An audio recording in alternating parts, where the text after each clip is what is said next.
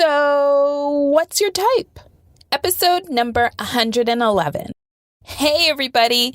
No filters, no judgments, no boundaries. I talk to you like my own girlfriends and guy friends.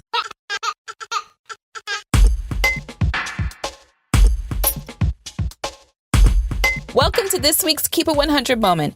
I'm your host, Nina Babel, and you know, I keep it 100. For the record, I'm not perfect. But I'll tell you this, I keep it real, I keep it true, and I keep it 100% or more and no less on this show. Because today's WTF, which is just, well, it's what you think it is, but it's my What the Friday super short episode. And even if it's not Friday when you're hearing this, it applies to any day of the week. So we innately discover what our type is from a very young age, right? Skin boys, tall. How did you come to that conclusion? Just I've had like an attraction to them. Okay. My ex was like that. Oh, plus the boring guy, he's one of my ex's friends. So I was like, no. Oh, you cannot. I'm not doing that. Please I was like, I'm definitely not doing that. So you like them tall, dark. And it starts with who we pick as friends. But then when it comes to relationships, we cherry pick those special characteristics that gives us those tingly butterflies.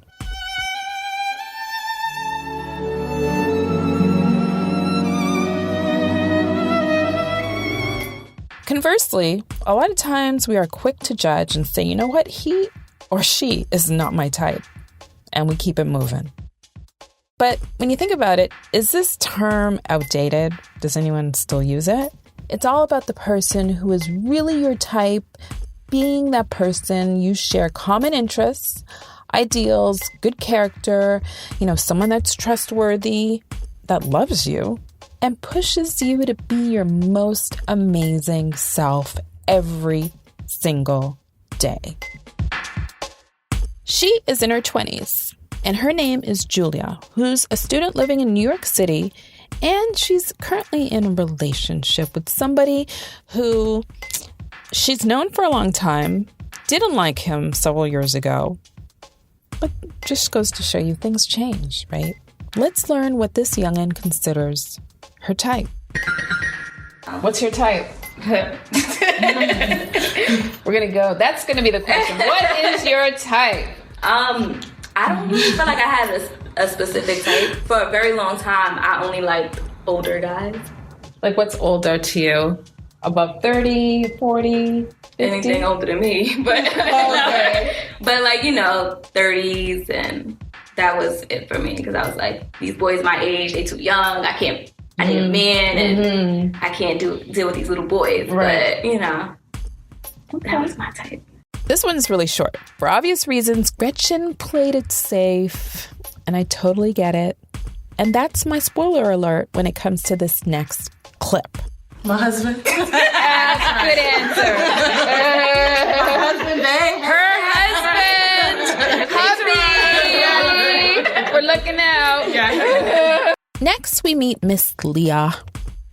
She's a savvy 30-year-old something. Entrepreneur, single and dating, living in New York City, Brooklyn to be more specific. But girlfriend breaks it down in detail what she likes and what she wants in the near term. I'm gonna get up. I'm gonna try black people meet next. Oh, it's bad. That's like Leah needs someone that's going to encourage her, who's going to respect her, but who's also going to know how to shake her a little. Meaning who's going to be able to say, Leah, scale it back. You're going to respect me. Right. That's what she needs. Yeah. That's what she needs. Are you out there? So here's the layout. I want to get pregnant around October. I'm looking at numbers.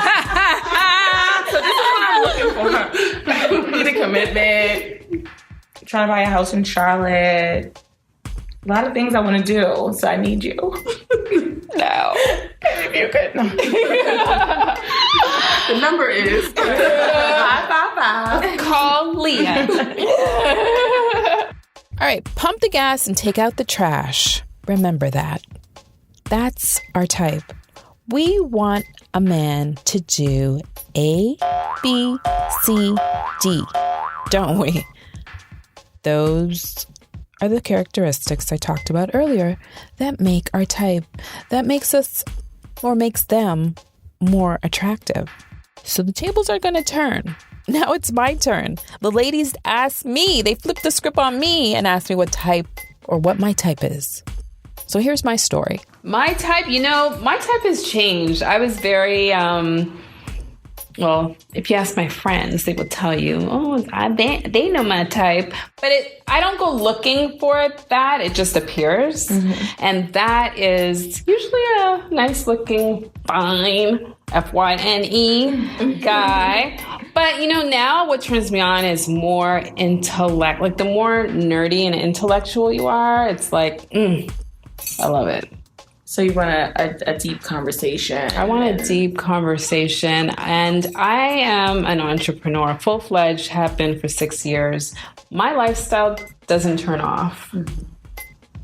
Unless you know how to turn it off. Right. So you have to be that person that will allow me to, just make me turn it off for some reason. But, I think the whole intellectual thing is very important to me. Family, strong sense of family. I mean, I'm from a West Indian family. It's like we meet you from the get-go, right? Everybody does that once over. Mm-hmm. Just to do that kind of litmus test. And, I'm going to say that it's just a preference, my own, but educated. I've done the blue collar thing. Mm-hmm. Doesn't work for me. Right. You don't really like uniforms. Mm-hmm. Sorry. But what else? Someone who loves to travel, because I am a travel bug. And, I feel like I was always obsessed, like me and my best friend, we would always obsess over wedding gowns and when we're going to do it and the day. And now I'm like, when I think about spending all that money on a wedding, trust me, I don't want to do it. Mm-hmm. I rather, I'm okay with being a life partner, because otherwise it's prenup. And I don't know how comfortable some men would be with that, but... Well, I want to get married. I don't want a big wedding anymore, but I definitely want to get married. You definitely want to get married? I do. My father always used to say, and guys would always ask me this, but I never took it seriously until now, but they would say, don't you get lonely? Or it's they'll come to my house and they're like, don't you get lonely? And I never really used to understand the meaning of it. And then when my father would say, why aren't you getting married? What's wrong? Are you gay? It's like, no, I'm not. But I understand what he's saying because you get to a point where you just don't want to be alone. Like You're that girl Bravo. You do everything. You're a go-getter. You're a female hustler. But then at the end of the day, you have vulnerable moments where, you might have to shovel this deck by yourself because there's no man here to do it. I mean, I'm just saying there's things we have to do because pump the gas and take out the trash. Right. Taking out the trash is a reality check for me every day. My father never let us take out the trash. I really don't appreciate that either. Right. So if I could leave the trash right outside my door and the super would do it, I would. Right. I don't like taking out the trash. Right. So, there's certain things that, yes, you want a man there to do. And I miss that. But, see, we only want y'all to take the trash out. We ain't ask y'all. Oh, my God. Not even asking for much. But, yeah, I mean, I don't know. I figured he'll appear when it's time and ready. Yeah. I'm not looking for it. I never did. I was a serial dater. I was always in relationships. So now that I've had time to myself, I just feel like, yes. Yeah. I'm enjoying it. All right. Now I had to inject some Nina love here. Nina girl love. And I flipped the script on Leo. So what happens when your type wasn't working? And you should get to a point in life when you realize that you're picking the wrong people. And when you're picking the wrong people, you don't get different results. So I asked Leah to tell her story, but I also encouraged her to break her pattern too. So I want you to listen up. The guy I dated for 4 years, I felt like, you know what, Leah, stop looking for this type. Get out of the whole frame of mind of your type and what they had to be like.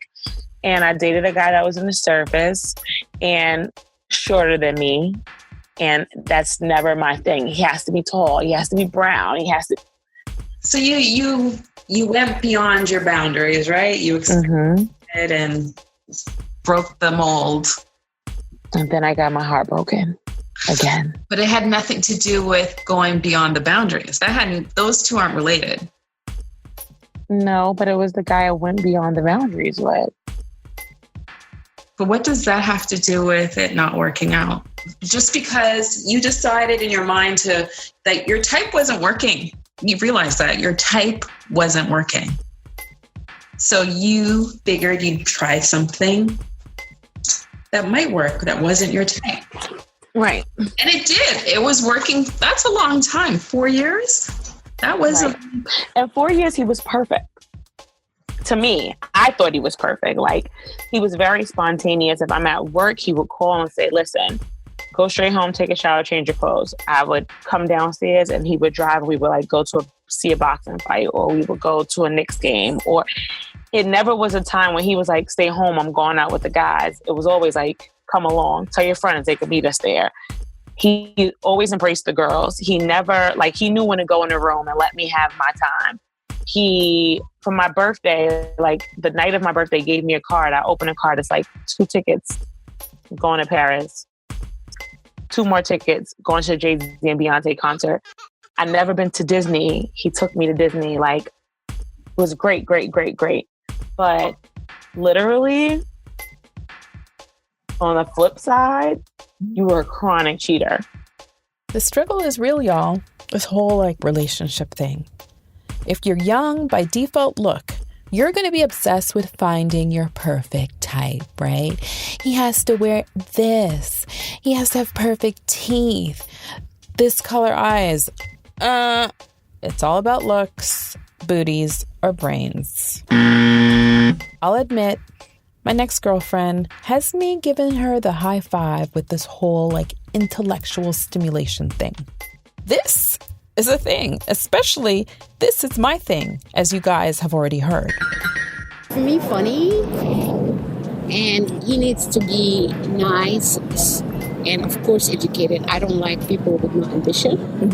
I mean, mainly for me, he needs to be, and hygiene-wise is like, I have OCD, so you can figure. Yeah. So, go ahead, babe. I want to be mentally stimulated. I have to be. And I'm not really into the funny type.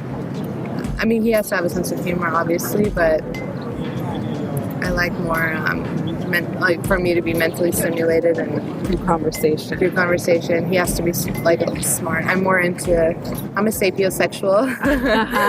Yes. Can you have one or the other? Or is it always a cocktail of things we want to see in somebody? I think oftentimes we pigeonhole ourselves to believe one thing and completely miss the mark. He's too short. He's not my type. I only like dark-skinned men. Ugh, he's not my type. He's bald. Ugh, can't do that. Oh, he's blue collar. Definitely cannot do that. He has a stomach. He's a big belly man. Ugh, nope. Pass. Or you know what? He has a kid. But those are just some of the examples that I've heard, and I'll admit used to dismiss somebody as not my type. So at some point, you're going to realize, what is your best fit? There's no magic formula. There's no horoscope. Maybe a Bible verse? But there are times where it makes you feel single as fuck. Hopefully, after this episode and hearing these stories, did it get a little easier? I'm just hoping you don't turn down that right woman or man going forward. After all, summer is coming, people. And that's my Keep It 100 moment. Nina keeps it real and true. Smooches.